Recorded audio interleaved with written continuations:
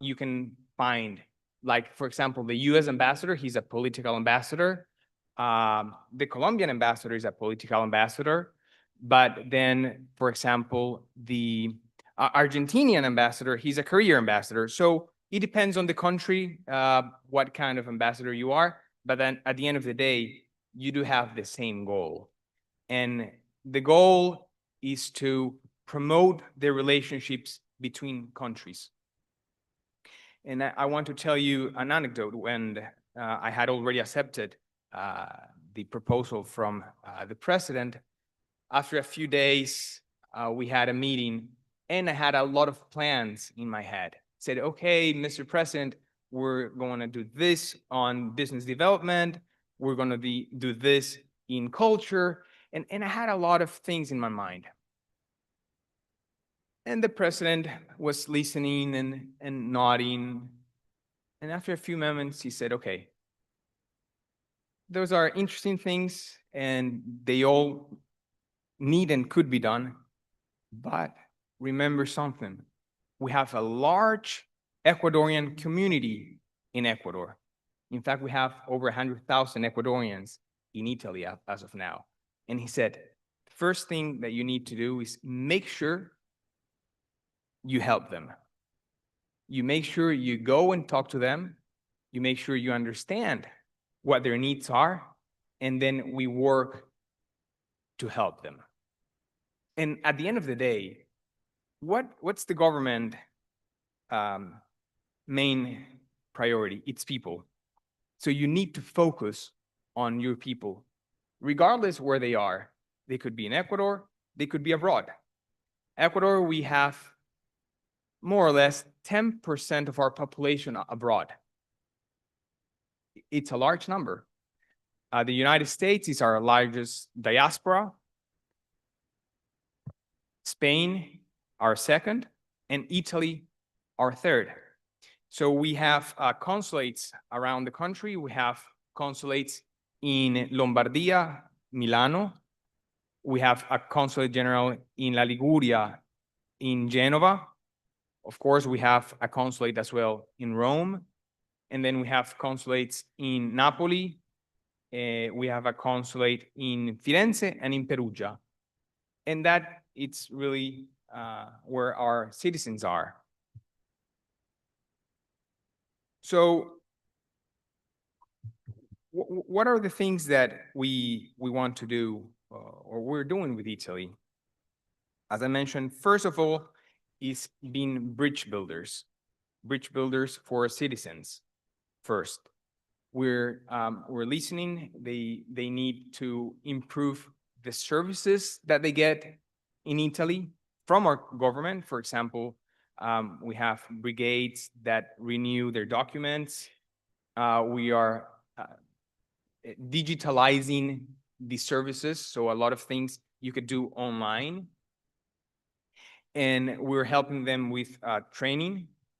We are getting scholarships, even for the youngsters. So we just signed an agreement today with University Marconi, which is an online university giving scholarships for Ecuadorians that are in Italy and Ecuadorians that are in Ecuador. And we're working a lot in jobs. So if you are an Ecuadorian and you're in Italy, you want a better job, we can help you with that. And if you want to come to Italy to work, then there's also opportunities. We're working with the government of Italy, Decreto Flussi, which is a mechanism to promote legal migration. For example, Italy needs a lot of nurses. There's more or less a need of 30,000 nurses in Italy. We have people that studied nursery in Ecuador and they're not getting a job. So that's a bridge. That's bridge building. We have over 200 people currently studying basic Italian. They were already selected for their nursery qualifications, but they need to pass a basic Italian course. And most likely next year, they will arrive in Italy. And then, of course, the cultural side. We are a beautiful country, and we want the world to know that. And when I talk about culture, not only about tourism, we have 4 regions. We have the Galapagos Islands. If you have not been to the Galapagos Islands, that should be on your bucket list. I assure you, it's going to be a fantastic experience. We have a beautiful coast. We have the highlands, and we have the jungle, the Amazon. So we want people to know how Ecuador is, where Ecuador is. And we want to promote our gastronomy. Italy, well, absolutely has one of the best gastronomies in the world. I love pasta. Actually, I'm married with an Ecuadorian with Italian ancestry. And one of the things I tell is I ate rice every day. After I got married, I started eating pasta almost every day. And now I'm okay with that. So even that the food here is amazingly good, we do have a very nice food that we do a lot with plantains and bananas. As a matter of fact, next Tuesday, we are having a gastronomic event in Abruzzo, where we're going to promote with an Ecuadorian chef our gastronomy.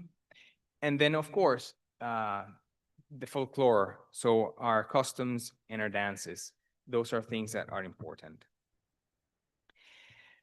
Italy, as you mentioned, and Ecuador this year are turning 125 years of diplomatic relationships. And I have to say that we're currently going through our best bilateral times, maybe in history. We're collaborating very closely. I was talking about this collaboration on jobs, but we're also collaborating in security. In Italy, they call it la diplomazia giuridica, which is how can you learn about the experiences to have a better judicial system and to fight criminality. Unfortunately, Ecuador has been hit by the narco-criminal terrorist gangs. A lot of the cocaine that goes to Europe goes to Ecuador and then is shipped to the rest of the world, like Europe and the United States. And the government, it started a direct fight against these groups because narcotics not only kill people with the drugs, but they corrupt the system. And when you have a corrupt system, it starts to affect every single thing that you do. And Italy is providing a lot of support. Italy, the United States, and many of our allies. But we need to understand that when you have a problem in your country, it's not a local country, it's a global country. And if you want to bring solutions to this problem, you have to collaborate. And that's diplomacy. It's talking, it's understanding the needs of the others, and it's making deals that help everyone achieve a better future. This is, in global terms, what I wanted to share with you. But as I said, I want to hear from you. And I'm sure you have many questions that we can elaborate from that. So I'll go to these chairs and we can continue with the session.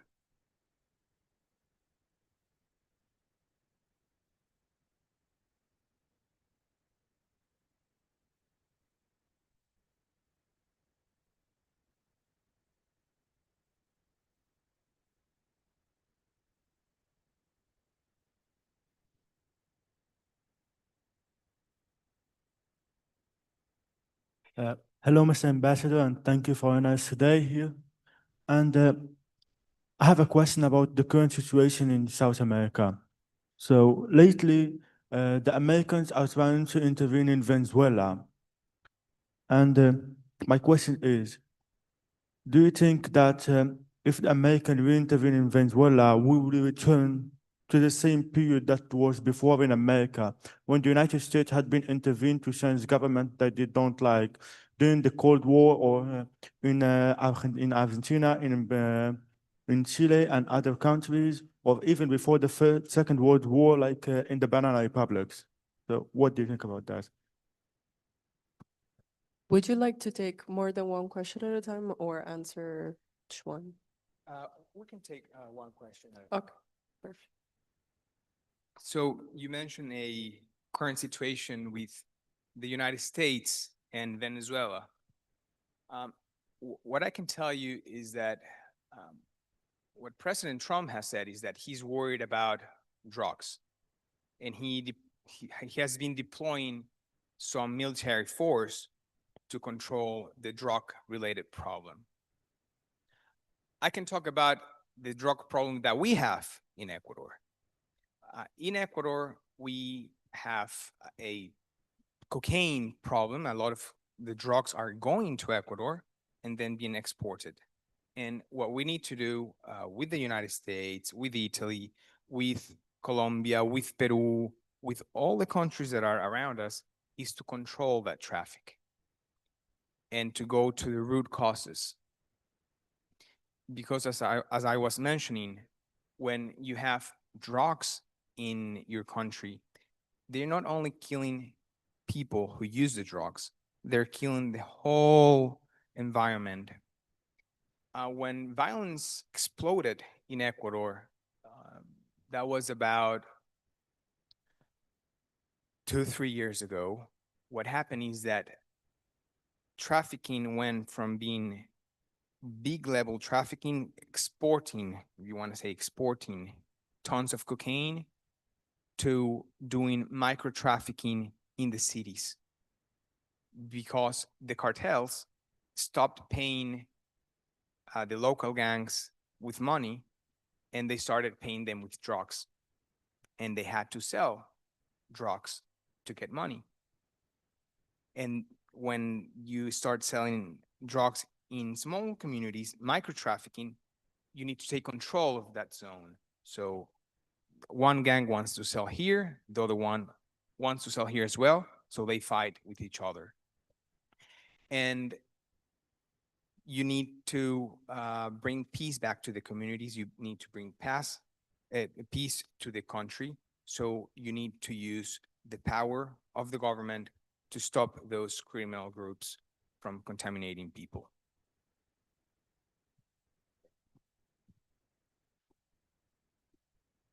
Hi, I'm Sofia. I'm an Italian student. Thank you very much for your speech. So since you mentioned both in your speech and in the previous answer the matter of drugs in your country, I wanted to ask you the position of your country regarding legalization of drugs, because there are some countries both in Europe, such as Portugal, but also in North America, such as Canada, which have adopted throughout the years legalization policies and this kind of mentality, showing both positive sides and negative sides, but they believe that it could be a solution to the drug problem. So I wanted to ask you if your country is open to that. Thank you. That's a very important thing to evaluate. I've read about the impact on Portugal and the policy, and actually has some quite interesting results on the good side. You can see the results in the United States. For example, marijuana has been legalized in many states, not in all states. And I think that's the problem, because when you have a federal system and you have local governments or states that legalize the drug but not the whole country, it becomes very hard to do things. For example, if you want to put your money in a bank, in a national bank, and your income comes from marijuana, then it might be illegal at the federal level. So again, this is not a local problem, it's a global problem. In Ecuador, a previous government made a table that legalized the amount that you could possess and consume by the logic of saying, okay, if you are a user of drugs and in small quantities, we're getting many small users and taking them to jail, and we should be taking the big guys to jail. But the results were catastrophic, since it was not illegal to have small amounts. A lot of people started using small amounts or started trafficking with small amounts. Because if you had little amounts and little amounts and little amounts, you were not doing anything illegal. But if you add up, then it's a lot. And the consumption went up. A lot of the youth and the youngsters started doing drugs. And the people asked the governments to take away that table. And it was finally taken away in 2020, end of 2023. So one country, especially a smaller country like Ecuador, if you legalize the problem, you're not going to be solving the problem, because the root cause of this drug trafficking is that the drugs go mostly to Europe and to the United States. And since it's illegal in Europe and the United States, especially hard drugs, you get all the chain of corruption and violence. So I think that that's something that first needs to be led in what we could say the developed or rich countries. And then the other countries might learn from that decision. So it should be a top-down decision, if you ask me, the legalization. It's a very tricky problem, and there are some interesting examples like the one you mentioned in Portugal.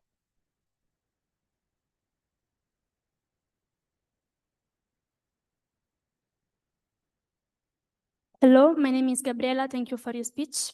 And so since in your career there was a shift from the scientific path to the diplomatic one, I wanted to ask you if, in your opinion, the technical and scientific aspects should be more involved in the political and diplomatic environment. And related to this issue, also to what extent your scientific competencies are useful to your current work. Thank you. Thank you. That's a very good question. I think that the most important thing when you go to study is that you learn to learn. Learn to unlearn, to relearn. Okay? So if you're doing engineering work, that's what you're doing. You're solving problems. You're trying to gather a lot of information, organize it, and use it for something. And I think the engineering and the tech and the hard sciences are evolving very, very fast. And then you have a lot of technology here, like artificial intelligence solves a lot of the things that you were learning how to do. They're simplifying your life. I think that, on the other hand, soft skills are even more important right now.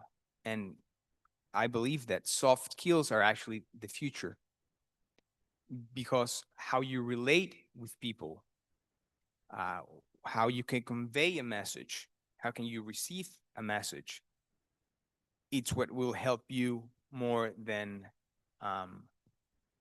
how good are you at solving an equation, right?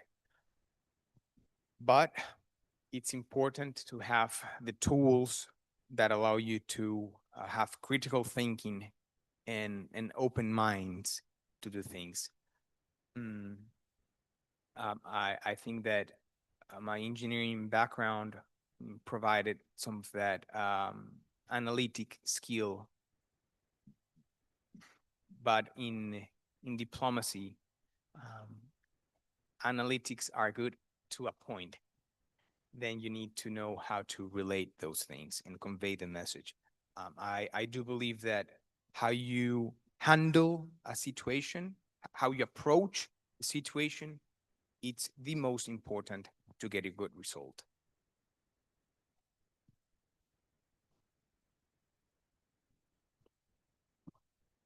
Hi, I'm Camila. I'm from Peru, and I'm very interested in your perspective. In the recent years, Peru has had many change of presidents, and that has created instability. And from your experience, how do you see this situation has impact in the Andean regions? Gracias por tus preguntas y comentarios. So I think Peru is a very interesting example to study. I think it's 7 presidents in 7 years. 6 presidents in 7 years.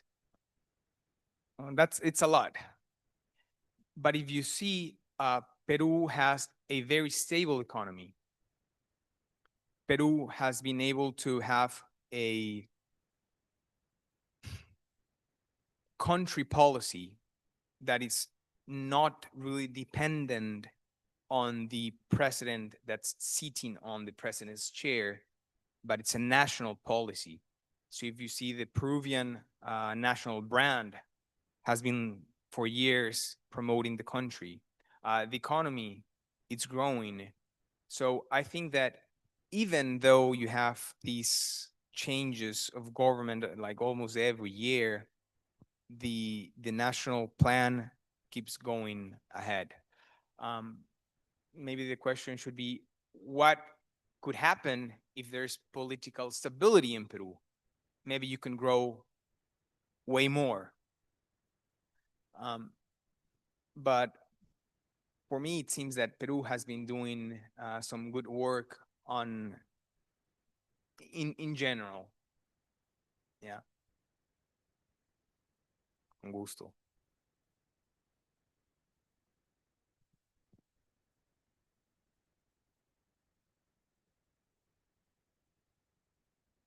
Hello again, I am Sofia, and I wanted to ask you, we know that both Ecuador and Italy have an history with criminal organizations. I wanted to ask you how, if there are any similarities on how criminal organization affects life, not just governments, but all the country in general, and if you're dealing with it, if you're familiar with something that's happening. Thank you. So Sofia seems like a very popular name in this room. Unfortunately, yes, there's a history, a criminal history, and Italy was known for being the mafia country. Now you could say that Italy is becoming known for being the anti-mafia country, with good examples on how to fight criminality.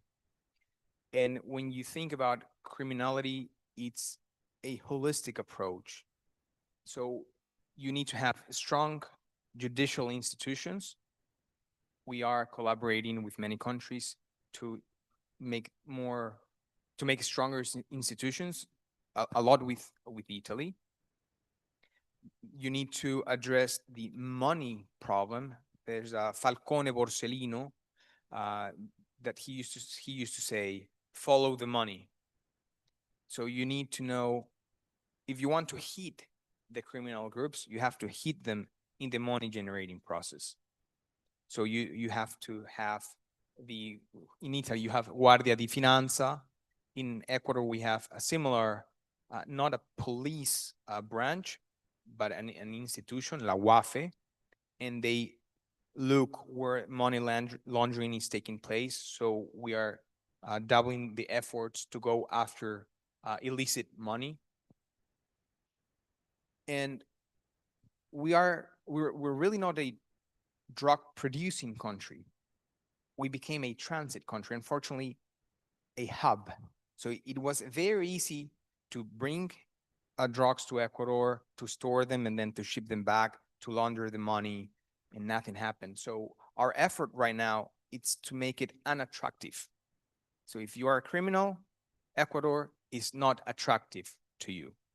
You're going to be prosecuted, your properties and your money are gonna be seized. You're gonna go to jail. You're not gonna have a good time. And that's what we're doing. And the drugs should stay out, criminality should stay out. And at the end of the day, small children and youngsters should not suffer from these problem. And those are the ones that suffer the most. They lose their parents, they get addicted, and what we're trying to do is the opposite. We're trying to provide opportunities for young people to get a job, to get a scholarship, to have opportunities. Because if you lack opportunities, what alternatives do you have? And that's what we're working on.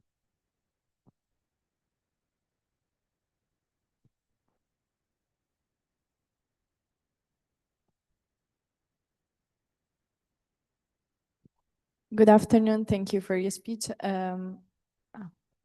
I would like to ask you, since as you said, Ecuador is facing problem with narco traffic and criminal organization. To what extent, in your opinion, the international collaboration and the international organization could help to face this problem, since it's not only a problem of Ecuador, but it's a problem of the international community as a whole? Thank you so much. So my opinion, 100%. You clearly mentioned that it's a global problem. So if you want to address a global problem, you need to work globally. The problem would be if we were just working locally and thinking that we have all the answers to all the problems, which is not the case. We do need collaboration, and we need collaboration from countries, people, and institutions that have knowledge on specific topics, that have resources. The cartels are international organizations with a lot of resources and weapons and networks of people and information. And we need to cooperate to tackle that very, very same problem that we have. Because in a global world, what happens in point A has repercussions on point B. So you can not think that a problem in Ecuador is a problem only in Ecuador. It's a global problem. And you can see that correlation in not only in this matter, but you can see it in health. You can see it in commerce. It's a globalized world, and we need to collaborate. Absolutely, 100%.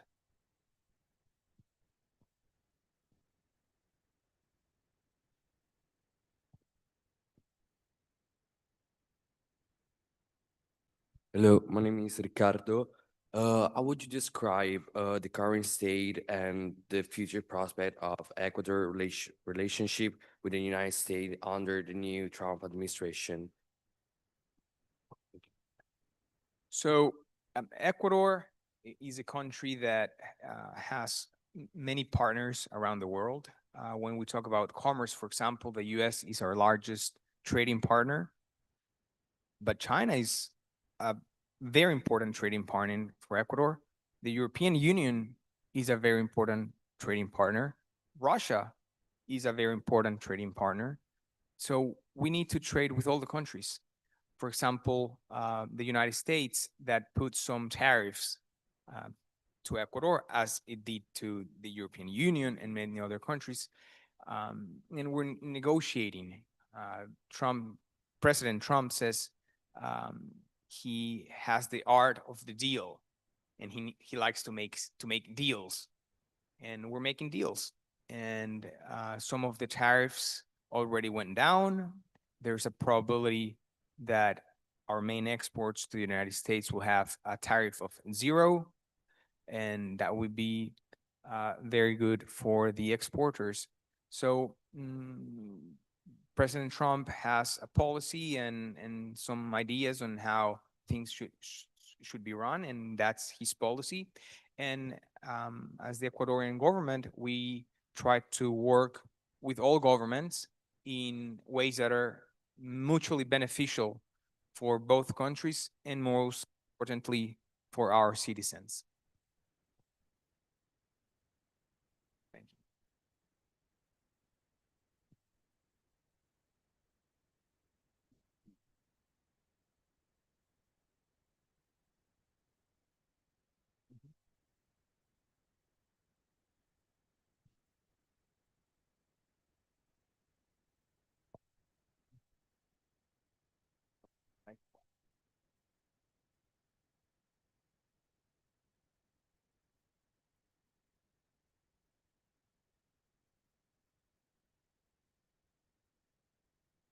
So James, right? Okay, so James was asking me to talk a little bit more about the experience, the diplomatic experience, and then we can have more questions about it. So let's talk about the ambassador's role. So a lot of people confuse an embassy with a consulate. What's the main difference between an embassy and a consulate?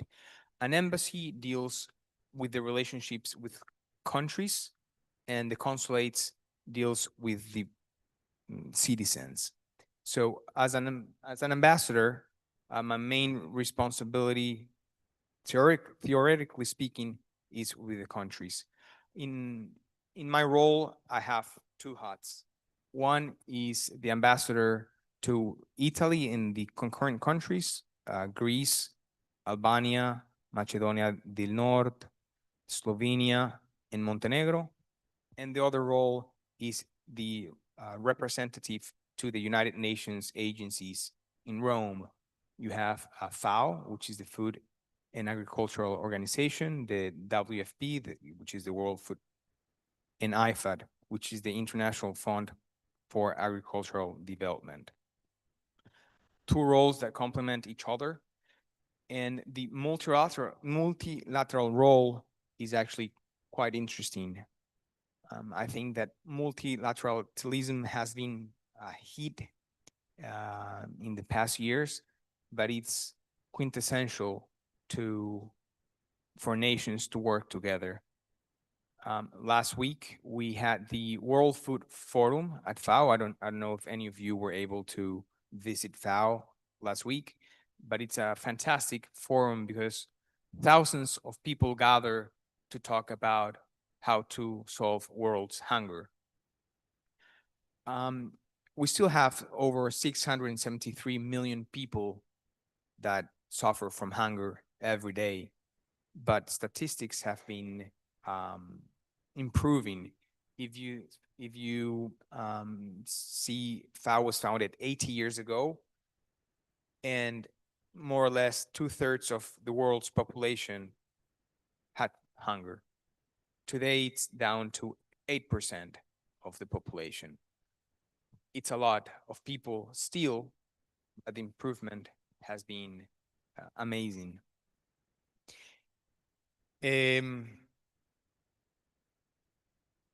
What else do you want to know? We can talk about the questions. Ambassador, I do have a question.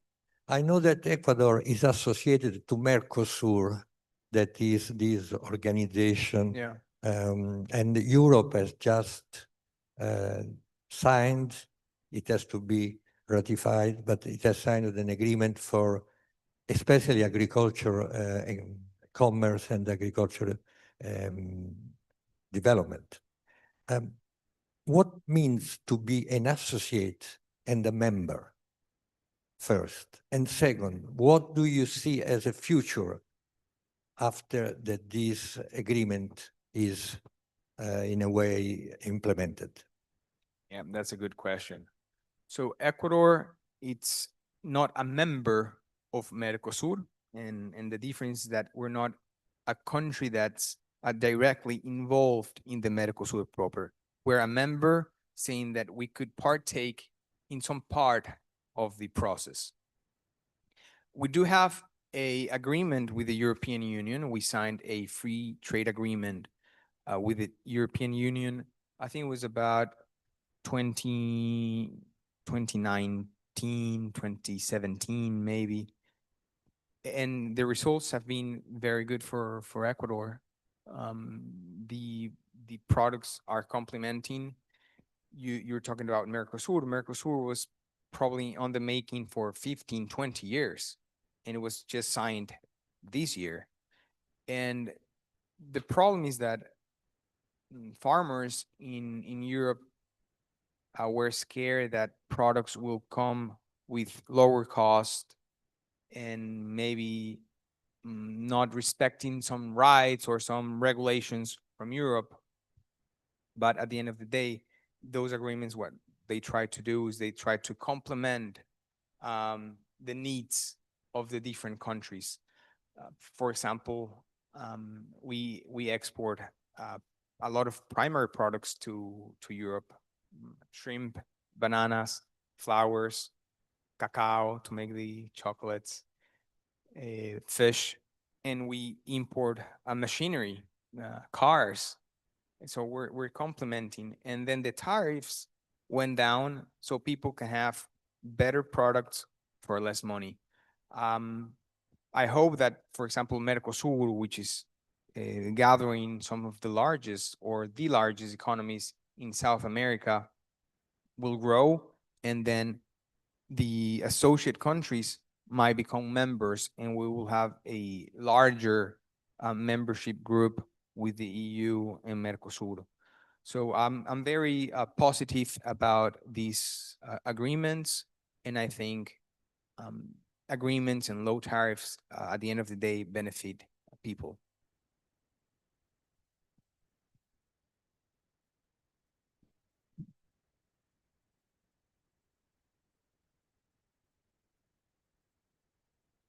Hello, thank you for your speech. I'm Francesca, and I wanted to ask you if you can describe the relation that Ecuador has with BRICS, so this new economy, and what's the position on Ecuador on it. So thank you.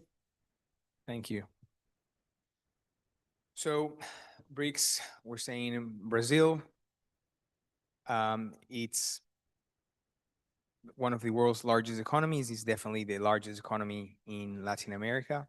We have very good relationships with Brazil. As a matter of fact, President Daniel Noboa just visited Brazil 1 month, a little over a month ago. And in that official visit, some agreements were made to facilitate trade. So we have very good relationships with Brazil. Then Russia. As I mentioned before, Russia is one of our top 5 major trading partners. We sell especially bananas to Russia, and we import some fertilizers. India, we have good relationships with the government of India, but I think that trade with India can be expanded by many factors, many zeros.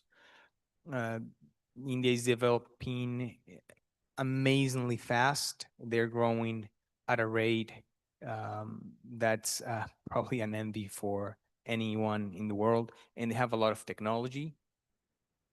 They have a huge market, so I think if we can increase the amount of agricultural products that we export to that large market, how many more tons could we sell? And then see China. China is our second largest partner.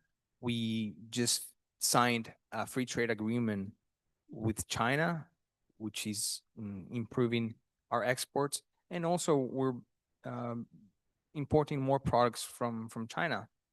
So we have very good relationships with them. They're investing in large infrastructure projects. And then South Africa now, I would say that South Africa, it's the partner that we have, let's say, developed the least in the BRICS. They see themselves as a global South. We are a southern country. So it's important to collaborate. The groups are created and they have different objectives and needs, but as Ecuadorians, we believe that it's the utmost important to collaborate with all the groups. You can maybe read in the media saying that you should not work with these groups or these countries should not be doing business with you. At the end of the day, we need to do business with everyone because our citizens need to sell their products. Our citizens need to eat. Our citizens need to study. They need to grow. They need to develop. So the relationship, it's good. We're not part of BRICS, but maybe we could be an associate sometime.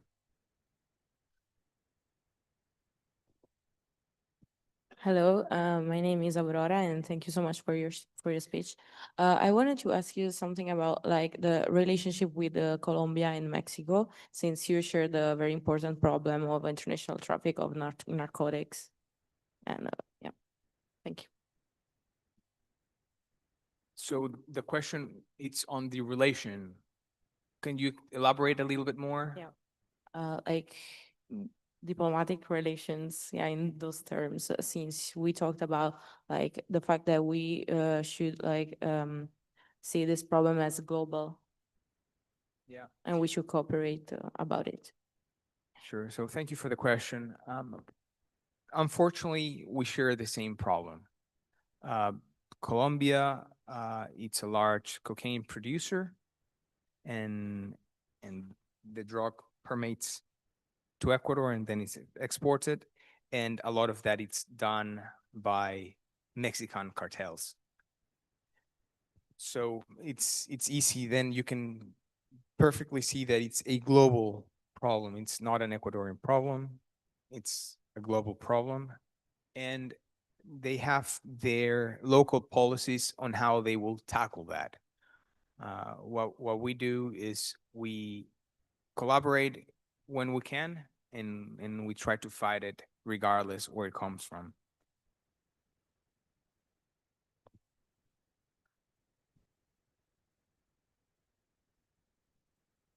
Hello, Mr. Ambassador. Thank you for your speech. I have a question about the digital transformation of Ecuador. As you would be familiar with Albanian politics as well, I believe.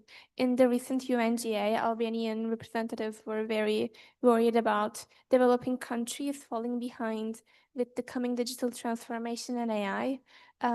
As you are also trying to improve the social opportunities in your country, how do you see Ecuador not falling behind in this kind of an industrial revolution age? Okay, thank you. Yep, that's a very good question, and it's a complex question. I want to start by saying an analogy that working with a computer versus a person working with a typing machine has a smaller difference than working with a computer with internet versus a computer with AI. Can you imagine that? AI versus internet, the difference is larger than a computer with internet and a typewriter. And you need to make it accessible for people. So we are deploying internet around the country. We have these connection centers that we're deploying in various regions of the country, so people with less opportunities can access internet, can connect. There are programs where we provide tablets in schools, but also training and education. We're doubling down on education access, not only to basic education, but also to universities. And as a matter of fact, embassies, one of the KPIs that our ministry follows each month is how many scholarships have you provided? We're measured. Every month, we need to tell our ministry how many scholarships we provided. Because the president knows that education it's quintessential, it's important, it's very important. But we might be falling behind in some things. For example, we just launched 5G last week. You probably had 5G a few years ago. And technology develops at a pace that changes so fast that if you're not on top of those things, you will just fall behind. But the country, it's working to address this, and think about how important the access to information and to know how to use it, because it's not only having the information, it's using it.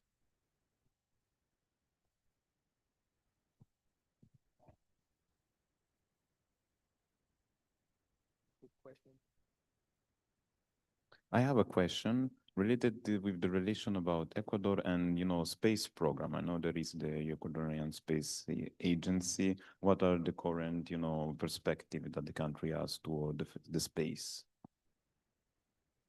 So we unfortunately do not have a space agency. We used to have one. And then the Instituto Geográfico Militar is the institution that handles the space, you could say the space program, but we do lack a space program. And that goes hand in hand with technology. That was the previous question. The Instituto Geográfico Militar is the institution that is called to utilize the space technology that nowadays is extremely important. So from satellites, you can map, for example, terrains for better agriculture or control if they are deforesting the forest. You can, natural disasters, you can address from the space, communications, but it's something that we don't have. We currently don't have it. Okay. Are there any questions on the floor? We have one.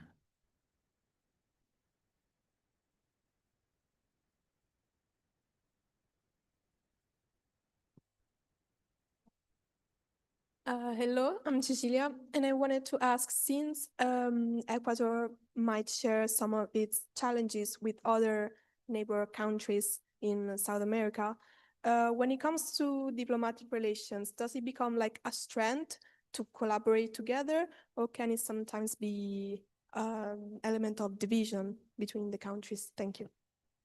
And that's a good question, and it really depends on your goal.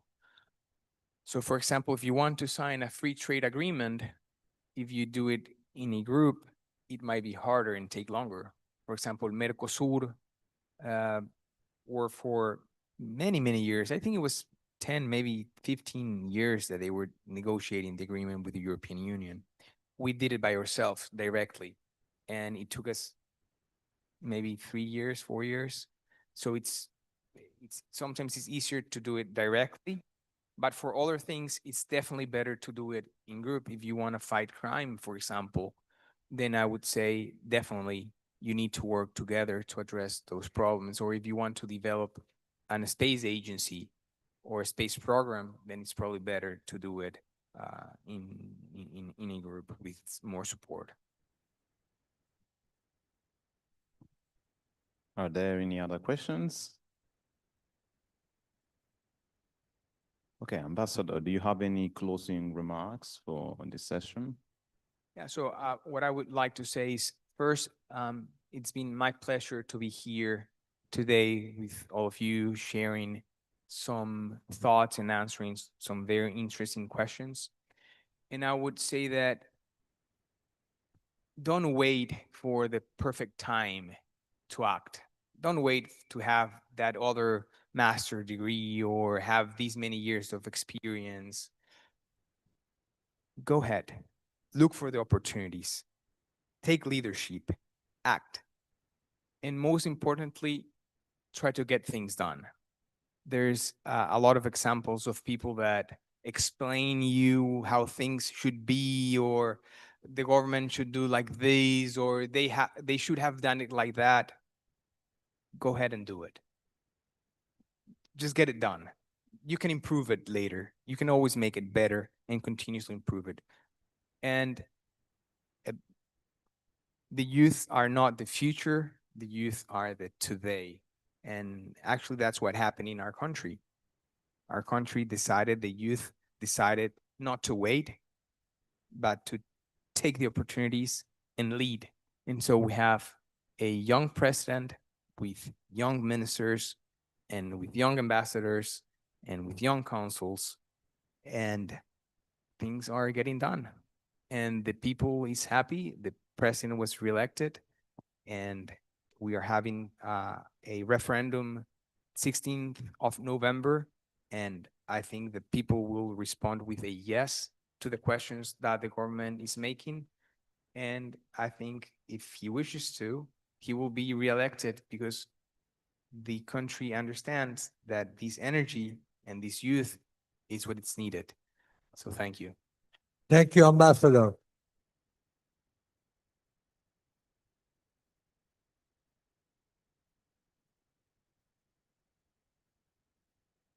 Thank you, Ambassador. I wish you all the best for your next years in Italy and for your career. And we are very happy that you came today to talk with our group. Thank you very much, Ambassador.